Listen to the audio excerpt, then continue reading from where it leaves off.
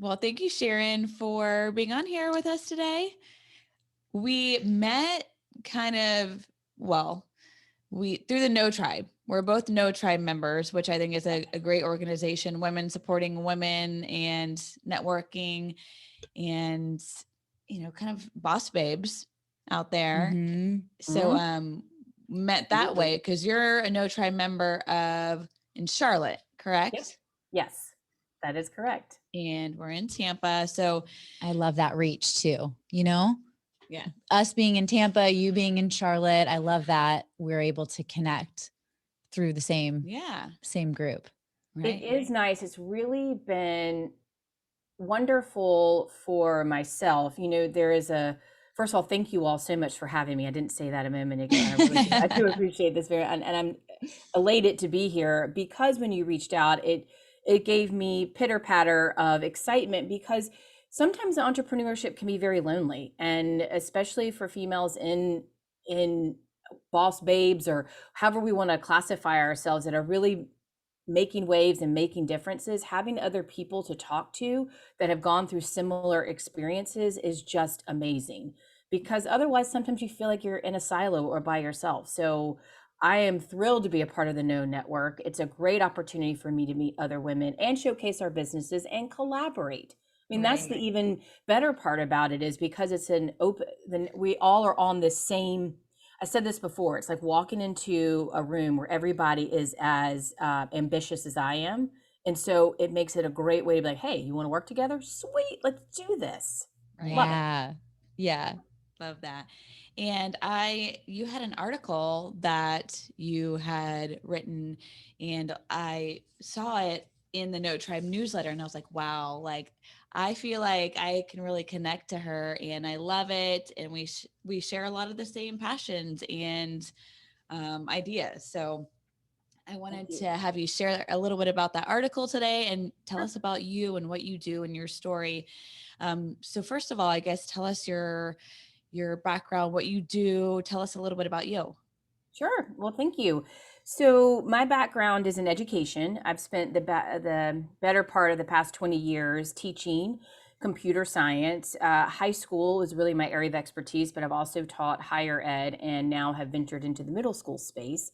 And so I have spent time really developing curriculum, implementing curriculum, working with teachers to help people better understand what is computer science and how to use the discipline and the thought process around technology as a way to create and not just consume.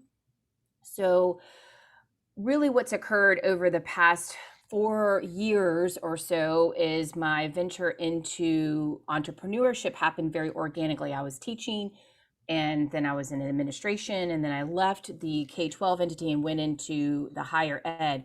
But I began to be asked by school districts or schools to say, hey, can you come help us better understand this whole thing? Like, what is STEM? What is coding? What is tech? Like, how do I use this tech to make this easier? And so it developed into a business, and it's called thedot.Consulting. And so I work with K-12 schools to help them integrate computer science, technology, STEM, STEAM, STREAM, whatever is the acronym of choice for the school. Lots of them.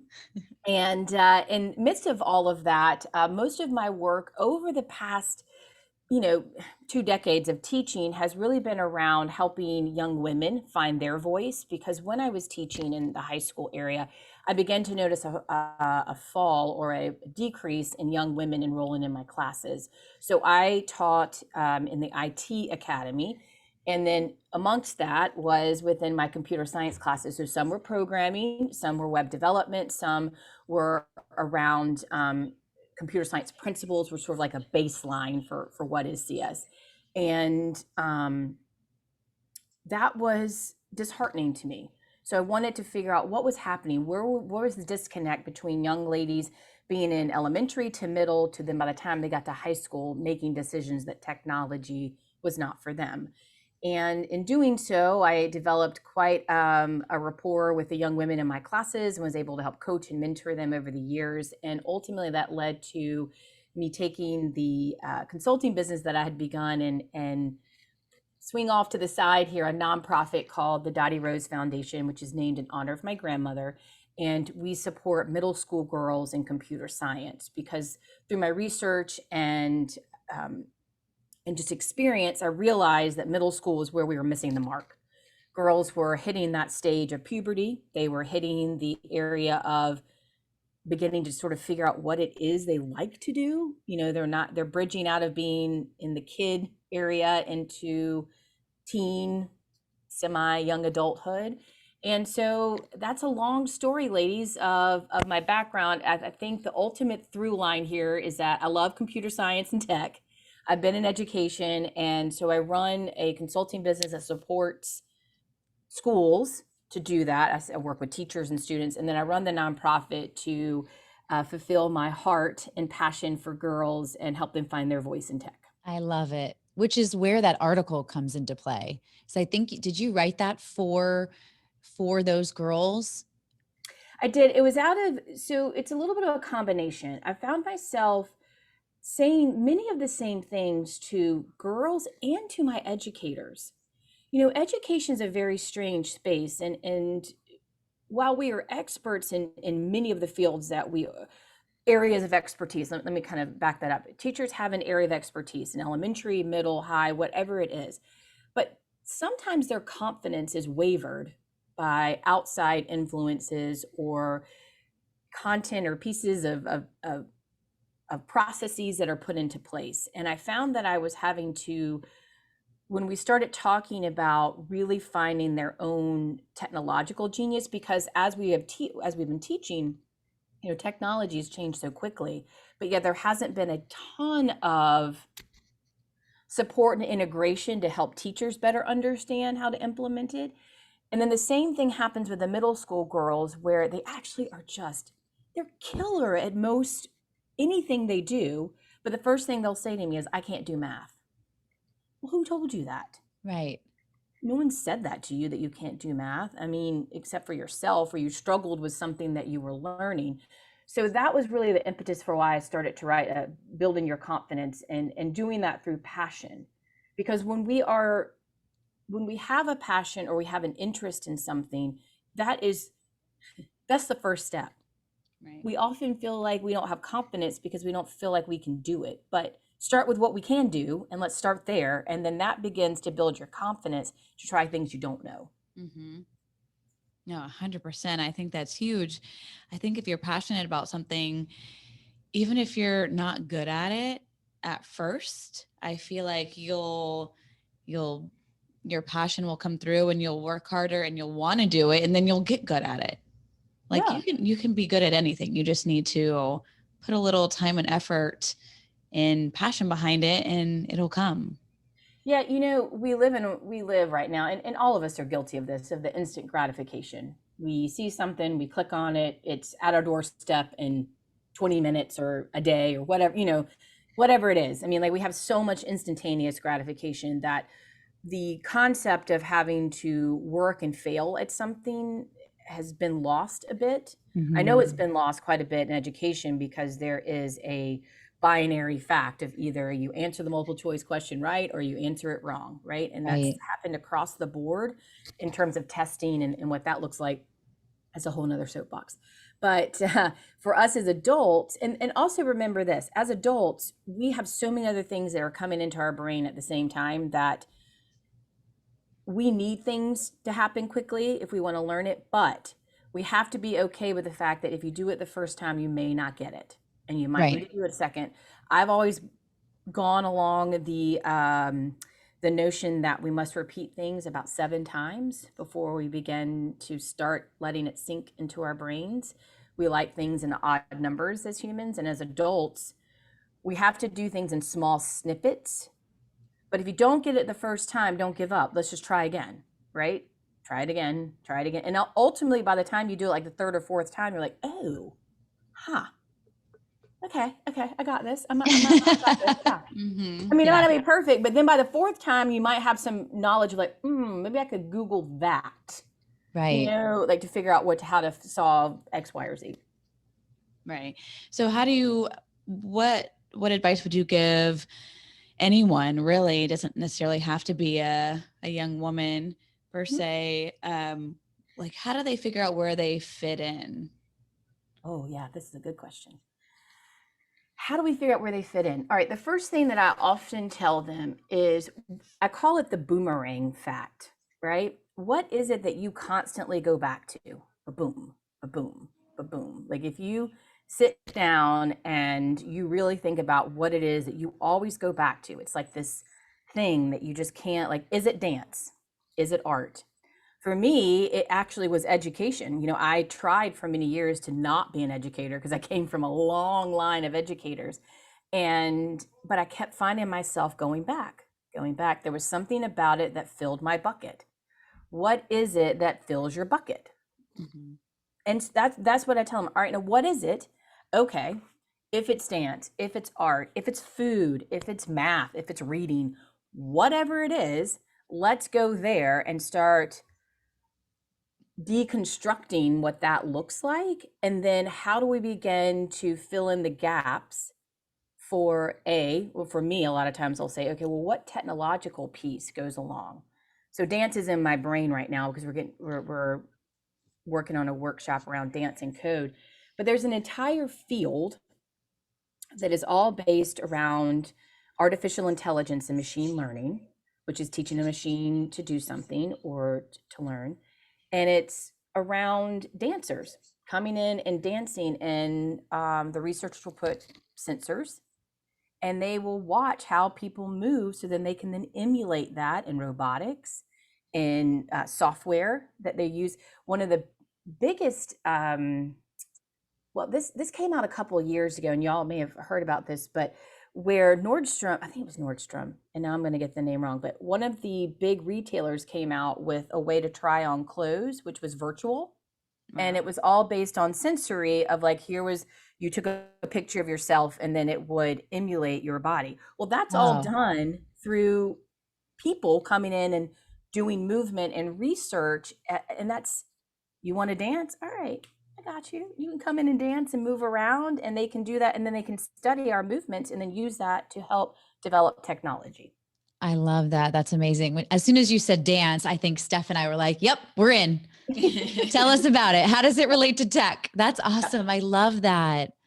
And also think about this, when you're learning dancing, it's no different than thinking through a process of learning to code. All right. So I pause for a moment because sometimes people hear the word code and they're going to like, whoa, right? But coding is just a language for the computer. It's very similar to if we write a sentence in English. My name is Sharon, period. Your name is Ashley, period. Your name is, like, that's just, that's the way we write it in English. You write it differently in Spanish. In dance, think about the language that you learn in dance. It's all based on numerics, like 5, 6, 7, 8. And then there's beats and there's movements that go along with it. Well, that's just an algorithm. Mm-hmm. And once you figure out the algorithm for a good, think about TikTok. Mm-hmm. What's his name that just came out? It was a country singer. It was like the song Fancy. Yeah. We're fancy like Applebee's, whatever it is. But people have picked up to that beat and they made a dance to it. That became an algorithm that became automated that went viral. Mm-hmm. Right. All that's computer science. My son and I did a dance to that. On TikTok. How cute. Mm-hmm. I just saw it the other day and I said to my son, I was like, should I dance a little bit? He's like, oh no, Mom. I'm not a great dancer. I pretend. I can follow a good line dance, but I don't know about creating things. Well, and I think a lot of our listeners are in that technology industry because we focus a lot on tech. We're in tech, and I think for the listeners who aren't in tech, obviously our whole world is technology focused these days, and you can relate technology to anything, and it's going that way. Yeah, I love your analogy of how it relates to anything, and dance really resonated with me because I'm like, surely there's nothing technical about that relates to dance. So you just totally blew my mind there. Awesome. I was just going to ask, what other advice would you give to someone who's trying to figure out maybe they like, I don't know, a certain something in high school and they're trying to figure out, or something in college and they still don't know what they want to do, what are some things that they can do to explore areas? Is it like actually getting out there in the industry, or is it talking to people? Like, how do you figure out what's out there? I know it is hard. There's so much, and there's jobs that are not that are going to be created that we didn't even know existed by the time many of the young people go through school, high school and college. This is a tough question because all of the above are what I would recommend. You know, I always start with the boomerang factor. What is it that you really have a passion about? What is something that you really enjoy doing? And sometimes it's not always, you know, your hobby. I mean, maybe your hobby is playing a sport and you love sports, but that's not necessarily what you particularly want to do with the rest of your life. But if it is, we can talk about how we can relate that to tech. But nonetheless, I think it's thinking about, you definitely have to get out in the industries. You have to do informational interviews. So one of the things I recommend to many of my young people is start with who is in your network. And what I mean by network is you can start with your family, your friends parents. If you're an adult, people that are in your family, your friends, your colleagues, you know, what do your colleagues' spouses do? If you're beginning to find yourself have that itch for want to do something different or want to know something else, start asking, well, what do you do? Tell me more about what your job is every day. So you begin to get a picture. We're very visual as humans. Our brain takes in knowledge. 75% of it comes in. We resonate more with it if it's in visual. It's a visual piece. So it may be looking at some videos. It may be going to that industry. So, hey, can I grab lunch with you? And maybe you give me a little tour about, like, you know, what it is y'all do every day. Mm-hmm. That's the best way to do it. There's just really no other easy way. There's not a silver bullet that's going to give you, oh, by the way, Stephanie, you should do this, right? I mean, it's going to evolve over time. And I'm sure that you all know this too, that what we thought we wanted to do in our 20s is very different than where we are.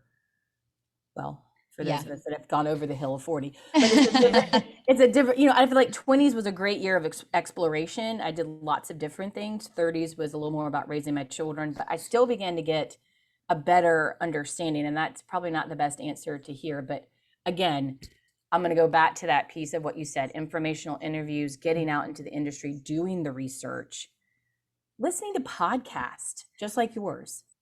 That gains so much confidence because you're learning and you don't even realize you're learning. Right. Right. And to your point, I do feel like it's okay to, because I was in a completely different industry for 7 years. Completely different. Completely. And, you know, I didn't know, but I think it's okay to, you know, try something, figure it out. If it doesn't work out, make a change. Mm-hmm. Yeah. And I wouldn't have been where I am today, but I wanted something completely different because I learned after 7 years, that's not what I wanted to be doing. So, right. Sharon, when we were chatting the other day, you mentioned, okay, so for example, if you know Excel, but you want to be better at it, you're like, this technology would get you to, you know, kind of reconfirm and your knowledge on Excel. What was that? So what I was recommending around Excel is two pieces you want to think about when you're thinking about what tech to use. And first of all, let me go back to what you said before, Stephanie, the piece of you being in something for 7 years, all of that experience you were able to transfer into what you're doing now and running the business, and then being able to communicate with your clients that are coming in looking for jobs. I mean, that's one thing I think we forget, is that even though it's not in the same industry, there is some piece of that we're able to take and transfer over. There's, this word's probably going to start being overused now, but transferable skills, soft skills, being able to take what you've learned and then adapt it to the next chapter of your life, which takes me back to the Excel question that you asked, Ashley. And that is that Excel is used by 99% of businesses in the world, right? Word is used, PowerPoint. There are some technical tools that really have transcended over time, even though we've developed, and there's cloud-based technologies and all those things. But if Excel is something that you are using on a regular basis in your work. Start there to begin to increase your skill base in using Excel. Excel has developed over, I mean, I give Microsoft a lot of credit because there was a little bit of a point where there were other technologies that were coming out with visualizations and data analytics and things, and that's still happening. But Excel is such an easy tool to add on to your mastery. Learn how to do a macro, talk about pivot tables, maybe go in and learn how to create your own formula that you're using on a regular basis. How do you figure out how to take what you've done in Excel and export it out to Power BI, which is the data visualization piece of Excel?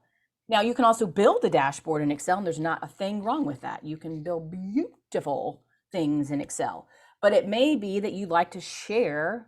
So the question might be, gosh, man, I'd really like to share with my team this customer information, but I'm tired of going back and forth with an Excel spreadsheet.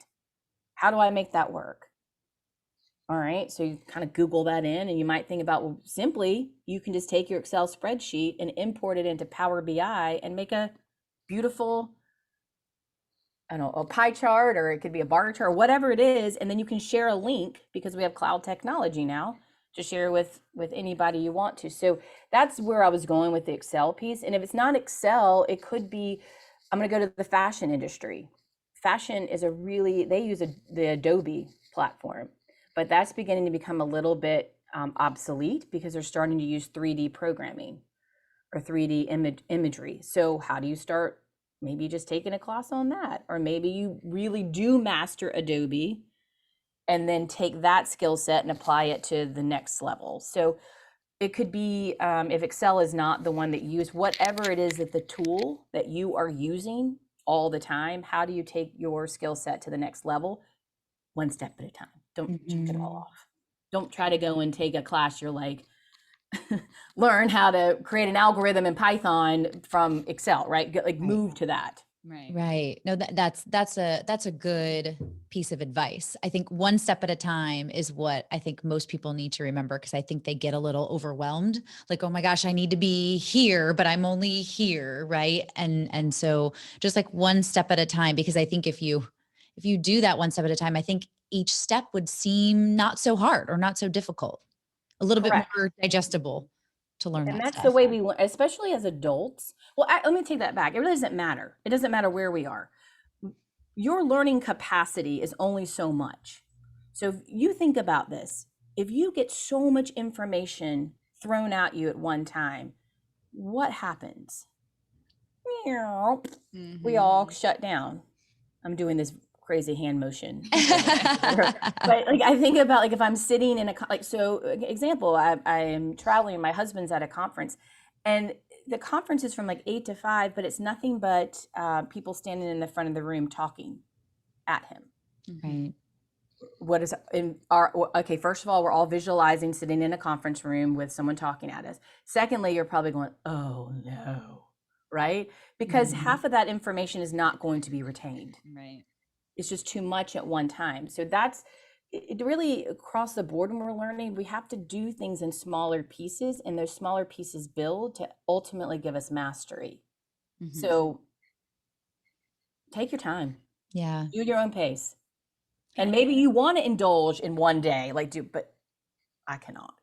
I have to put a timer up. And I used to, and my mom, when I was a kid, she'd say, all right, we're going to take 30 minutes to read or whatever. And when that 30 minutes is up, then you can go and do something else. And I'm like, oh, well, I can handle 30 minutes. Right. Well, and that that's means really what a lot.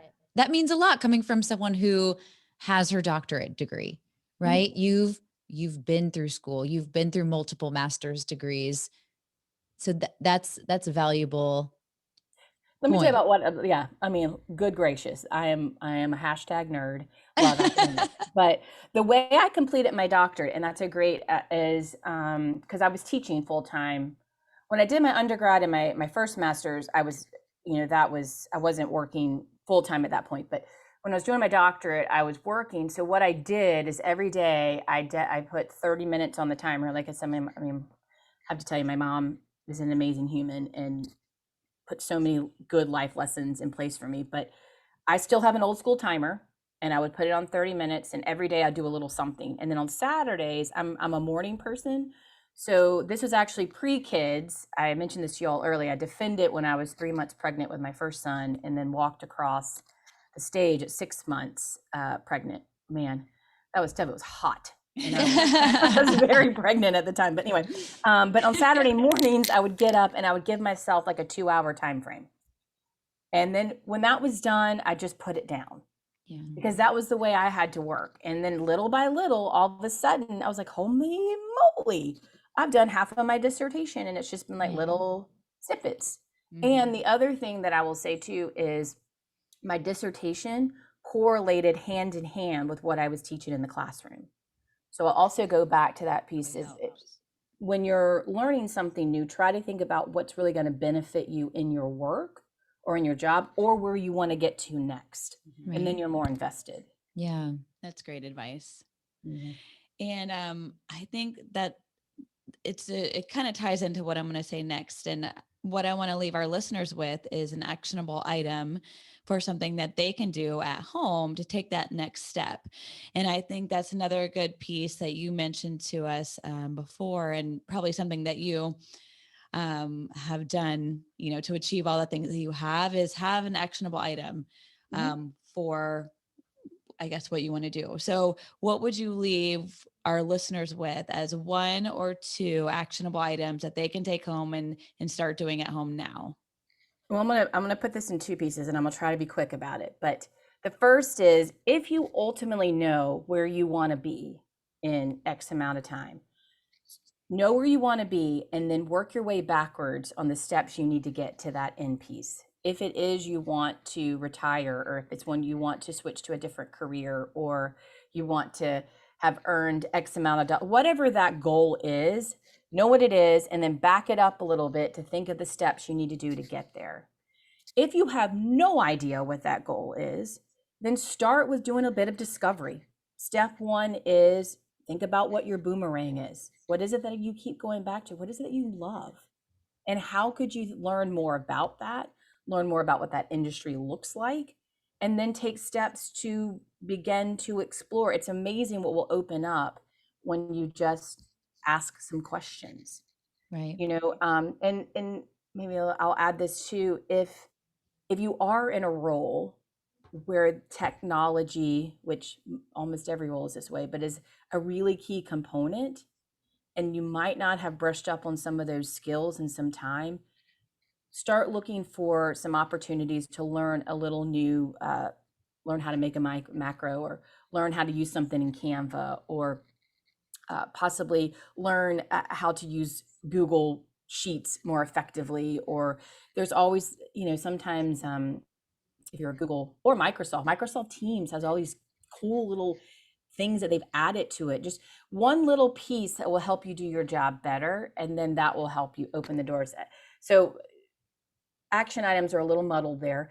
If you know what your goal is, know what it is, back it up and look at the steps. If you don't know, start doing a little bit of exploration. Ask some questions, maybe Google it, maybe YouTube it, whatever. And third, if you're in a place where you are using technology, try to add on 1 new skill to what you're already doing. Mm-hmm. And that doesn't have to be huge. It doesn't mean going out and taking a $10,000 class. Go to LinkedIn where they have classes, go to Udemy, go to Coursera, any of those places. Heck, just go to YouTube and Google it. And right. in 10 minutes or less, you can know how to make a pivot table. Right. Any of those things. Yeah. And all of this validates your current experience now and just helps you continue to build that base, get to where you need to be. And then we've always talked about in previous episodes to write everything down, because gosh, if we don't write it down, right? Exactly. It doesn't happen. Yeah. I mean, I have to. I mean, it doesn't really matter for me as technologically savvy as I am. There's something still very important about holding a pen or a pencil in my hand and then writing down. Even I don't. Some of my friends have switched over to using the notes on your phone, but it still doesn't do the trick. I tried. I tried. I can't do it. That's the organizational tip for me, is write it down. Write it down. I know. No, I think that's great information, great advice. I hope our listeners take the time. I'm going to take the time to do these actionable items because, of course, we can all get better. And I wanted to mention too, so Sharon, you have a radio show called Coding the Future, right? I do. Mm-hmm. And where can we find that? So that's on the Voice America Network. But you can you can actually download Coding the Future on any of the app platforms. Okay. And yeah, so any of the app platforms, it works. Okay. And then you also have a podcast called Lady Tech Charmers. A podcast. You were getting very fancy there.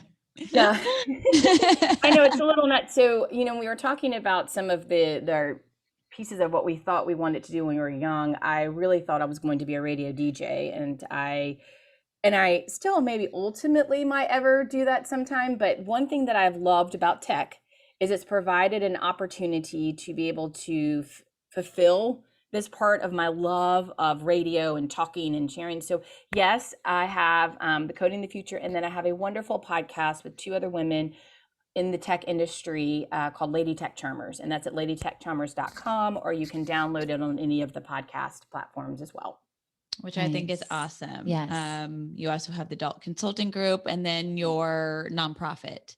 Yes, the nonprofit is DottieRoseFoundation.org. So if anyone is interested in supporting young ladies, find their voice in tech, would like to volunteer or support by a donation for a young lady to go through one of our workshops or camps, you can find out more information there.